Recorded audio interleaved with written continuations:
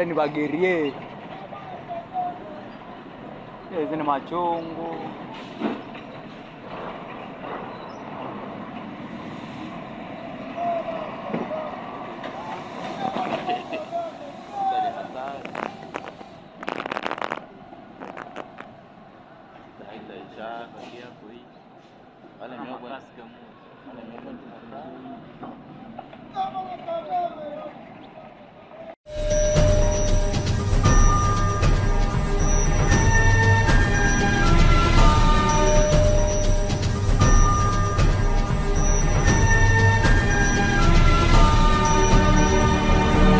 Mesdames et messieurs, comme c'était prévu, je vous reviens ce soir pour vous parler de cette situation à l'est de la République démocratique du Congo.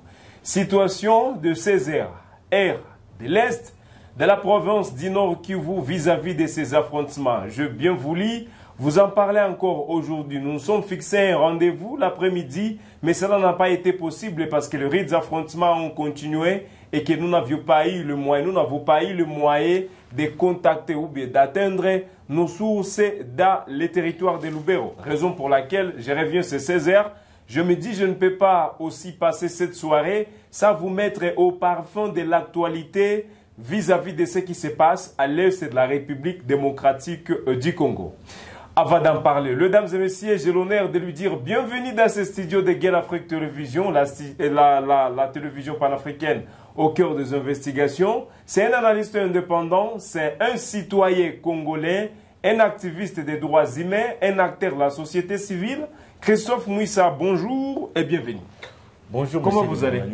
Nous sommes bien portants, bien que la situation sécuritaire n'est pas du tout bonne dans la partie nord de la province du Nord Kivu, principalement dans les territoires de Lubero, raison pour laquelle d'ailleurs vous m'avez invité dans cette émission pour essayer un peu de faire les décryptages, mais aussi les 1-23 ont lancé malheureusement les offensives dans plusieurs lignes de front des FARDC, dont celles qui sont les plus rides sont signalées dans les sites du territoire de Lubero. Laisse-moi vous dire merci au nom de tous ces téléspectateurs de Guerre Afrique Télévision de vous avoir disponibilisé, de vous avoir déplacé afin de répondre à notre invitation. Pourvu que tout le Bela Elongo, Makambozo, les Kanakati, Ambo Canabiso, surtout que depuis le lundi, des rites d'affrontement sont signalés à l'est de la République, dans les territoires de Lubero, province du Nord Kivu. Quelle peut être la cause de ces affrontements? Alors, il faut dire clairement qu'il y a plusieurs causes d'ordre militaire et d'ordre opérationnel. Vous savez, sur le plan politique, récemment, il y a eu la signature d'un accord qu'on appelle l'accord de neutralisation de FDLR, dans lequel effectivement est inscrit les retraits des troupes rwandaises, mais ce n'est pas vraiment explicitement annoncé. Et après la signature de cet accord, nous avions entendu également plusieurs sorties médiatiques, notamment celle du ministre des Affaires étrangères rwandais, qui a stipulé que pour eux, ils avaient déjà acquis cet accord pour neutraliser les FDLR qui demeure une menace pour le Rwanda, selon ses propos, mais également pour le cas de la République démocratique du Congo, ils doivent continuer avec le processus de négociation directe avec le 1-23 en vue effectivement de trouver la paix avec des solutions en interne. Donc pour le Rwanda, ils ont joué le double jeu à Luanda, se montra effectivement favorable à un dialogue, mais le dialogue pour eux qui concernait plus les FDLR et non pas la situation de l'agression en République démocratique du Congo. Ça, c'est l'une des premières causes. Deuxièmement, c'est que vous avez vu la visite diplomatique du président américain sur le continent africain, et cela effectivement a des enjeux économiques. Et parmi ces enjeux économiques, il faut savoir que au-delà de ces points névralgiques, notamment de Lobito jusqu'au niveau de Kolwezi en République démocratique du Congo, il y a aussi des aspects sécuritaires qui vont, et l'Angola qui avait été choisi par l'Union africaine comme état le pays qui devra faciliter les négociations entre le Congo et le Rwanda.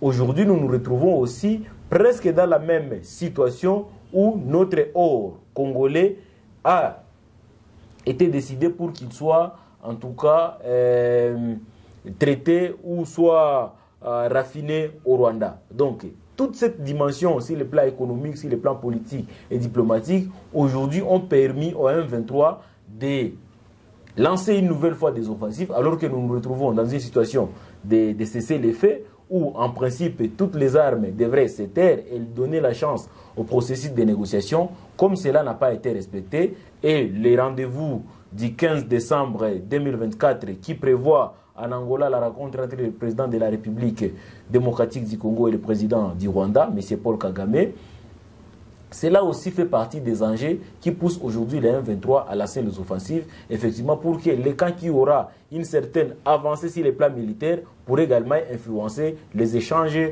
entre les deux chefs d'État. Mesdames et messieurs, c'est depuis 4 heures de ce jeudi 5 décembre 2024 que des combats en armes lourdes et légères sont entendus dans les territoires de Lubero, province du Nord Kivu, opposant les rebelles du M23 aux forces armées de la République démocratique du Congo. C'était avant-hier, c'était hier, c'est aujourd'hui également que les combats sont signalés dans cette partie de notre pays. Les rebelles du M23 ont perdu plus de 6 localités. Et au-delà de ça, nous autres affirmé nos sources, le FARDC a concentré le combat autour de Kirumba, où, selon plusieurs sources dans la zone, les rebelles du M23 ont délogé leur artillerie dans cette cité. Qu'en est-il maintenant de ces combats qui ont été signalés depuis 4 heures? Nous sommes 16 heures aujourd'hui, heure de l'Est de la République démocratique du Congo. C'est quoi les résultats? C'est quoi les bilans de ces combats qui ont débuté depuis 3h30 vers 4h jusqu'à ces 16h? Qu'est-ce qu'il faut comprendre? Est-ce que les FARDC ont eu à récupérer la grande agglomération de Kirumba? Est-ce que les FARDC ont avancé? Est-ce qu'on les a repoussés? C'est quoi les mouvements qui est signalé dans cette partie de la République démocratique du Congo? Prenons ceci ensemble et nous allons revenir justement vers notre invité qui est Christophe Mwissa pour une analyse sur cette question. 4e jour de tense combat sur les lignes de front au site de Lubero. Après les énormes pertes subies par le M23, ces derniers effectuent un prélèvement des éléments sur leur position, des Massissi et des Rutshuru, un plus des renforts en armes et en munitions venus du Rwanda, dans la province du Nord Kivu. Tous ces éléments sont redirigés, voulais-je dire, vers les sites de Lubero pour soutenir vigoureusement leurs troupes qui sont malmenées par les forces armées de la République démocratique du Congo, soutenues par les jeunes résistants Wazalendo, affirment plusieurs sources dans la zone. C'est-à-dire, source Nabiso, Otozo Benga, et Bisibiso que les rebelles du M23 ont retiré plusieurs de leurs éléments na ba position na bango ya Masisi, Rutshuru, Nyiragongo, batindi bango na Lubero pour voir comment est-ce que bako renforcer bisika ba FARDC bazobeta bango. Eza petit na vidéo bozo mona ba rebelle du M23 le lengeni ni bazoko mi renforcer. Nous avons des personnes na kati ya bazone wana. Vidéo bozo mona wana c'est la réalité. Ezali ba fuso ba kamaz ya ba rebelle M23 bazo kende ko mi renforcer bisika FARDC zobeta bango na kati ya Lubero. Selon un acteur de la société civile de la province du Nord Kivu, cette stratégie représente la dernière tentative du M23 pour contenir la pression militaire qu'il subit au site de Lubero et continuer à violer les cessez-le-feu. Pendant ce temps, sur différents axes et lignes de front autour de Goma, l'armée reste silencieuse face à une rébellion qui se dit ne pas être concernée. Une rébellion, voulais-je dire, qui se dit ne pas être concernée par le processus de paix de Luanda, déplore ces mêmes acteurs de la société civile. Des combats en armes lourdes et légères ont été signalés durant toute la journée.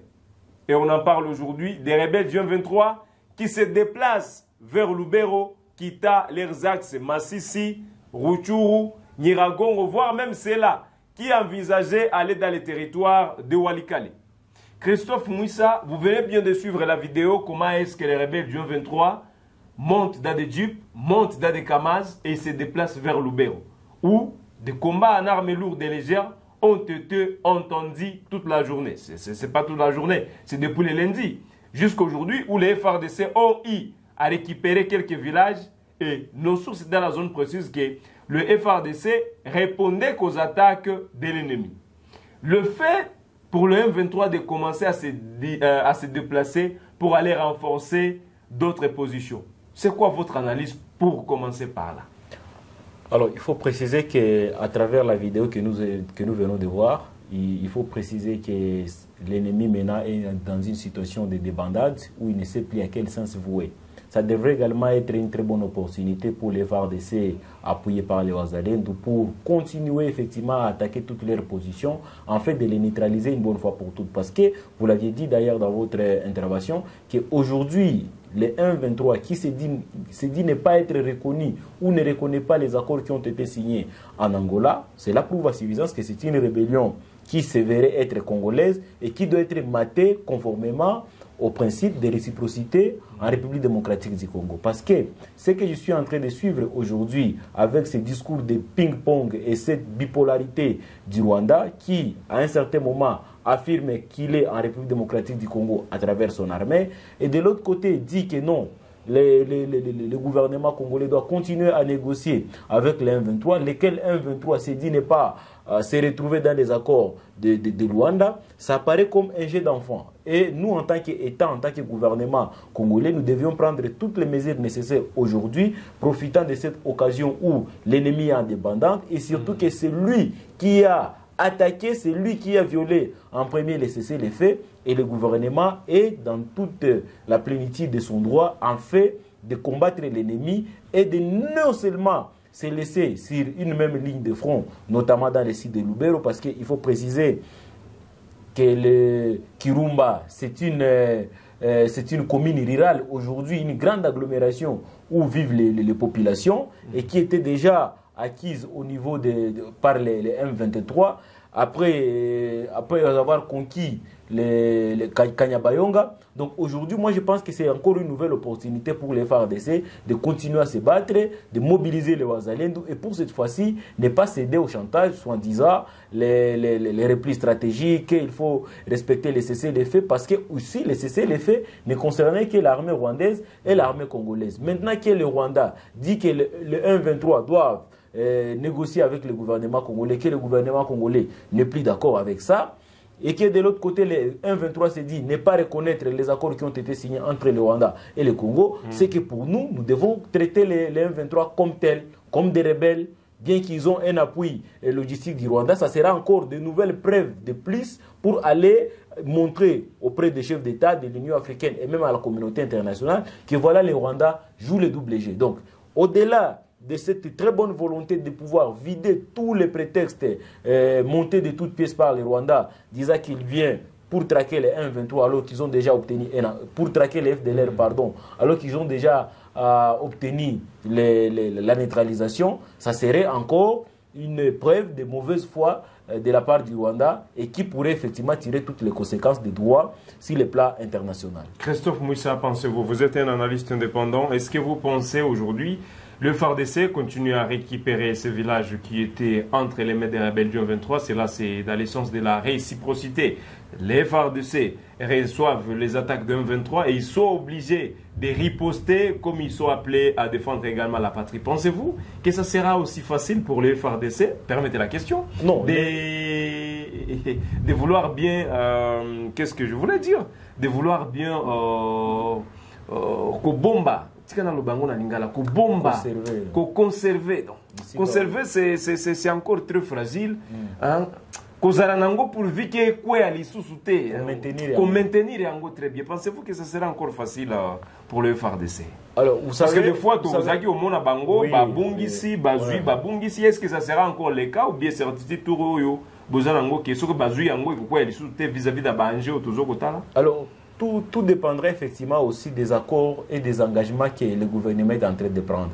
Si ce sont déjà convenus que toutes les zones aujourd'hui occupées par le 1-23 ne pourront qu'être remises après un préalable accord ou après d'autres mécanismes qui seront décidés à Luanda, alors peut-être ce combat ne pourrait peut-être servir à rien parce qu'après même des rites de combat, vous allez entendre encore que le M23 aurait repris de nouveau leurs anciennes positions. Et ça, c'est vraiment en défaveur des FARDC. Parce que la plupart des cas, lorsqu'on lance des offensives comme ça, c'est pour créer une forme de diversion, en fait de faire soit entrer les nouvelles troupes, des nouvelles armes, la nouvelle logistique, ou soit effectivement ils veulent évacuer un certain nombre de choses. Ça pourrait être les bois, ça pourrait être les minéraux, ça peut être la relève des militaires sur des différentes lignes de front. Et du coup, il faut lire tous ces signes, tous ces signes-là pour savoir quelles sont les véritables motivations qui poussent les M23 à attaquer les positions des FARDC. Je parlais sur le plan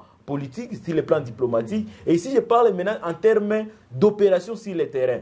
Parce qu'ils se retrouvent aujourd'hui, les occupants d'une zone conquise à leur guise, vous comprenez. Mais qu'est-ce qui les pousse encore au-delà de cette conquête? Qu'est-ce qui les pousse encore à lancer les offensives? Alors que nous sommes dans une forme de cessez-le-feu, où ils occupent une grande partie du territoire de la province de Nord Kivu, près de 60%. Mais qu'est-ce qui les pousse encore à pouvoir propager leur influence dans la zone? Ce sont là toutes ces questions à se poser. Et moi, je pense, en tant qu'analyste, effectivement, que cela rentre dans le cadre d'une diversion où on voulait distraire les FARDC, distraire l'opinion, en fait de monter un certain coup qui peut aller dans le sens soit de ravitailler de la nouvelle logistique, soit de faire la relève des troupes sur leur véritable motivation. Heureusement, ils se sont retrouvés devant les FARDC très aguerris, aujourd'hui prêts à broyer tout ce qui se retrouve sur son chemin, à moins qu'il y ait de nouveaux commandements qui viendraient de la haute hiérarchie pour leur dire soit faites un repli stratégique, soit maintenez et ne combattez plus, soit même au niveau du magasin des FARDC, on ne les fournisse, on ne les ravitaille plus des munitions. Et c'est à ce niveau-là, malheureusement, que les FARDC peuvent encore perdre ces localités qui étaient déjà jadis récupérées. Et nous l'avions vu dans l'attaque, dans les combats de Kichanga, nous l'avions vu dans les combats de Kalembe, nous l'avions vu dans plusieurs des combats depuis que cette guerre a commencé. Et aujourd'hui, les Congolais commencent à retirer leur confiance auprès des FARDC, alors qu'en réalité, eux aussi subissent des différents commandements qui proviennent parfois dans l'ordre politique, d'autres dans l'ordre des décisions sous-régionales qui se prennent au niveau de l'Angola.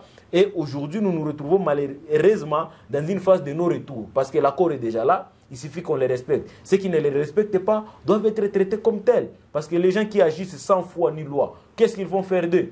Nous avons signé des accords, prétendument de bonne foi, mais vous pouvez les contrer sur le terrain. C'est-à-dire il faut que les FARDC aussi s'approprient des mêmes méthodes de violation de cessez-le-feu pour aller de conquête à conquête et récupérer toutes ces localités occupées et libérer nos frères qui vivent en captivité sous le joug du Rwanda à travers le M23. Nous vous rendons hommage. Partout où vous êtes, en République démocratique du Congo, vous vous donnez pour votre pays, vous vous donnez pour votre nation. Nous vous disons merci. Précision, détail, selon nos sources, c'est dans la zone de Lubero.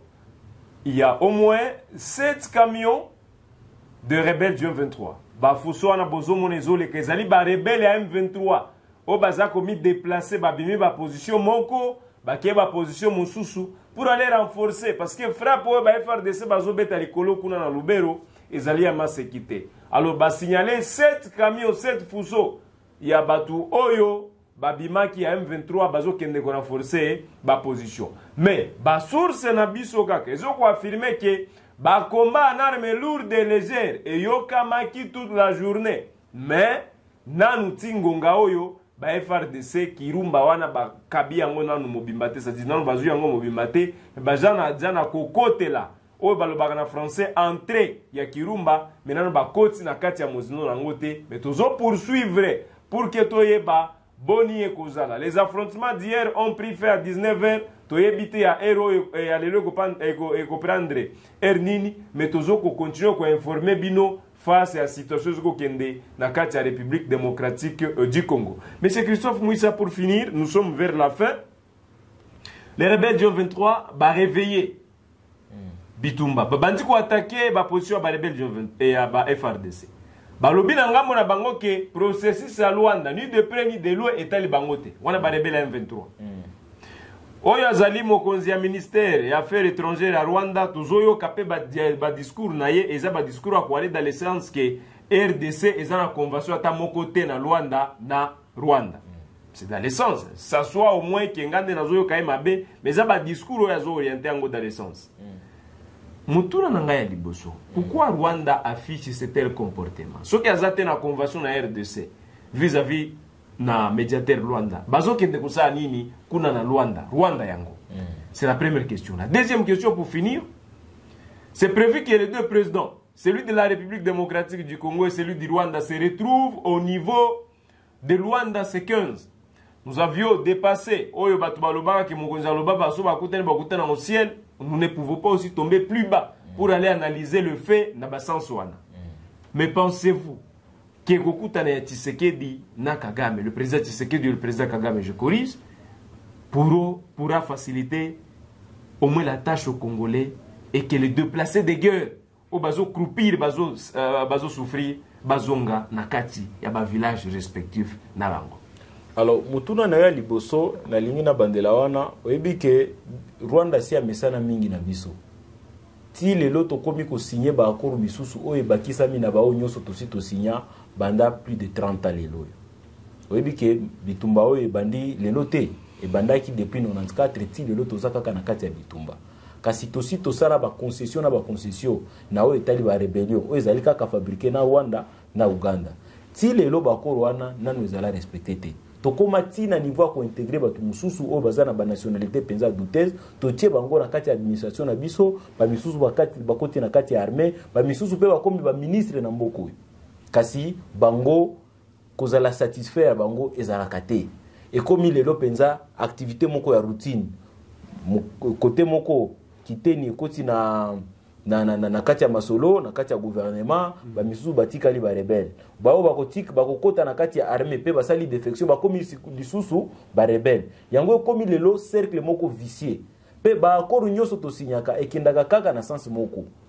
Oh non, il faut bo amnistier bango, il faut bo tia bango na kati ya administration, il faut à telle condition mon côté oyo communauté internationale na communauté africaine na nzela ya Union africaine et tournant na avantage à Congo te ba bisaka biso kaka non pona kimia il faut ko signer ba accord pona eloko abo il faut kaka bosala boy alors que tozana mibeko na kati ya mboka oyo e o pekisi batu penza basala ba rébellion bazwa manuki contre république depuis sans titi le loto ndima déjà nzela mapona mipona kozwa bokonzi kasi ko banda 2006 titi lelo okomona ke izaka ka ba rébellion na ba rébellion ba bazala ki ba rebelle lobby lelo ba komi na kati ya gouvernement ba misusu bazongi ba misusu bazala ki ba mapinga lelo penza ba kongomani nyoso bazali penza fatigué to komi na suka ya patience autopesa ki bandeko na biso ya Rwanda po il faut to loba yango na maloba ya solo ke Rwanda azali na stratégie mibale. Ya liboso ezali ya koseme division na kati ya ba population na kati ya biso na kati ya Congo. Wana ezali penza stratégie na ya makasi ya kosala ba infiltration, kozwa ba complice na kati ya gouvernement, na kati ya ta ba organisation mususu oya minene ti na nzela ba Europe kuno komona ke ba France bazana difficulté ko condamner Rwanda alors que bango moko bandimeli ko nzela ba rapport na bango ke Rwanda za na kati ya Congo.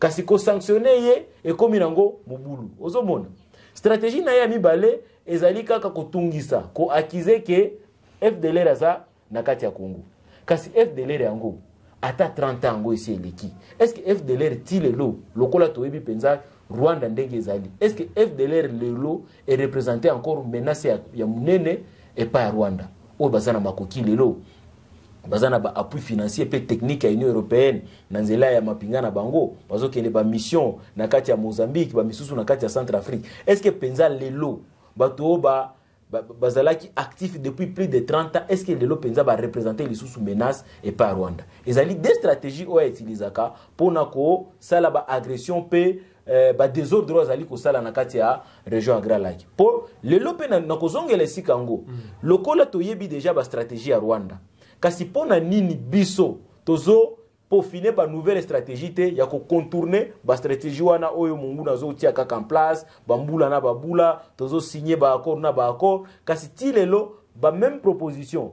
ba même revendication oyo bango bazana ngo biso pe tozo envisager ba même proposition. Pensez-vous, selon vous? Yango biso tozoloba. Ceux qui bozali na ba cause oyo ezali profonde. Bo tiepe lisusu contexte, circonstance oyo ezali ya lolenge moko. Est-ce que bo banzi penza ke bokozala ba résultat contraire? Banda 2003 nazo yebisa yo ezalaki ba amnistie, ba intégration, ba brassage, ba mixage. Tozongeli lisusu 2008 kaka bongo ti lelo bazo senga kaka eloko yango. Biso tozoloba. Pensez-vous, j'ai une question là-dessus. Pensez-vous que cela, s'il vous plaît, je place la question. Pensez-vous que cela se réalise? Routine yango zozongela. Est-ce qu'il y a une efficacité à Bakonzi, to mauvaise foi, ya bango kokote la lika? Bon, ya liboso ezali na inefficacité na kati ya mboka na biso. Mauvaise gouvernance. Ozomona. Po Rwanda ezalaka nango makasi te. Makasi bazalaka nango na pinza te. Ce qui lelo to se décider lokola Burundi salaki. Ba mekaki na Burundi. Burundi betaki bango na akoro moko sinyamaki te ti bakeko kanga frontière na bango. Respect zongaki. Ba mekaki na Uganda. Ata bazali penza ba frère Kagame na Museveni. Tango mususu Rwanda alingaki ya kote la pe Uganda. Oyebi ke Kagame azalaki chef wa renseignement militaire na Uganda. Na tango ya rebellion ya Museveni tango alingaki ya azwa bokonzi na Uganda. Kagame ndaza laki mutu wa renseignement. Kasi kokota na yena bokonzi ezali penza appui munene ya Museveni na communauté internationale. Alors tokomaki na niveau moko Kagame alingaki ya instrumentaliser lisusu population ya Uganda po ameka lisusu agression na ye na Uganda. Uganda lobaki ke ezalaka nango bongo te a mobiliser ba militaire na ye ba frapper ye ti lelo respect si ezongi bazomi traité d'égal à égal. Sikoyo pona nini biso na kati ya mboka na biso o tozana mapinga tozana appui ya communauté internationale à travers MONUSCO awa lelo tobakisi pe lisusu sadeke tozali na bazalendu tozana ba mercenaires awa eloko nini Rwanda a représenter et pas na biso ki to betiye ya solo penza to koti na kati ya Rwanda tozweta ba localité 3-4 na Rwanda tozela ta une semaine 2 semaines to un mois na Rwanda na yebike bakolela lela lokola kaka balelaka mais respect kozongela biso pe bakoro to signer biso ndeto ko imposer agenda na cahier de charge auto ko ko signer. Voilà ma deuxième question. La première question alors. Non, deuxième question. O Italie raconte maintenant ya Kagame na président Tshisekedi. Oyebike lelo na lolenge moko na zomona il paraît que bakonzi na biso mingi bazali o babengaka ba complaisant. Tozo sala neti complaisance c'est pas ya Kagame. Tozo sala neti ba impression ba apparence. Eza penza balade. Po lolenge nini bino bozali agressé. Boza penza na kati ya bitumba. Boye na kati na pas ya communauté internationale na nzela Union africaine, boy tala ke penza bato baza epa na biso. Tobega ki bango te, toza ata na akoro moko te na bango kasi baza epa na biso. Mutu wana bozo akize, yepe lisusu aye na eloko mususu. Tala ke ba FDLR nanga bazali nde sika kuna. Mais okomona kiza nango maseki. Na lolenge nini yo bazo beta yo, ozo mona penza loboko nanga ekoti. Mais ngape tango ke ko funda ngape na zongeli ke yepe azana batu oyo nga nazo luka epa na ye. Ozo mona penza ke eza nango mingi ba blague. Le loke tosi to moni penza ke Kagame ye aboyi na ye makambo ya kimia. Ezala nanzela ba pays mususu Kongo nde etikali rempart na ye ya suka. Soki biso to suki siye Rwanda wana pe kokweya. Po ba maseki na mingi asala kango na Kongo. Nazo yebisa yo ke Burundi akokaki te na Uganda akokaki te. Alingaki ameka kutu na Batanzanie kuna esimbaki te. Kasi bisika zo beta bale zaka na Kongo. Na Kongo nde etikali. Bakangeli ye yango nani stratégie na ya liboso wana na yebisa kiyo. Azali ko salela infiltration na kati ya ba institution na biso, na kati ya mampinga, ba complice na ye o ba fournira kai ba information. Côté kuna bango nde bazo sala ke bitumbo sur la nuit. C'était déjà cité. Bon, komona ke na ba kongomani mususu, lo batu lokola bananga, ba magloire paluku, ba ke ko lukani ni sikango. Merci beaucoup Christophe. Donc manipulation ya zana ngona niveau très élevé, yango tozo senga na mokonzi ya mboka. Asala ata manifestation ya bonne foi te et pas ya Kagame. Merci beaucoup. Po yemoko na élection elekaki alobaki ke pona kokoka ndeko Kagame il faut que ça la bitumba. Merci beaucoup. Azonge la moindre escalation Voilà. à l'obaki. Pour Kagame ya komonisa mino mezana ngo minuté. Merci beaucoup Christophe. Nous sommes à la fin. Mesdames et messieurs, que pensez-vous? Na rencontre Oyo Mokonzi Mboka Kosala Yé na Paul Kagame, président rwandais. Ça sera ce 15 décembre 2024 au niveau de Luanda. À vous les claviers. On se retrouve demain à 6h, entre 6h et 7h. Je vous livrerai encore d'autres informations vis-à-vis de la situation sécuritaire dans l'Est de la République démocratique du Congo. C'est au cœur des actualités. Guerre Afrique Télévision. J'étais Youssouf Kibingila, j'ai réussi Christophe Mouissa, à qui je dis merci. Merci. Merci beaucoup, mesdames et messieurs. Bonne soirée chez vous et à demain pour d'autres actualités.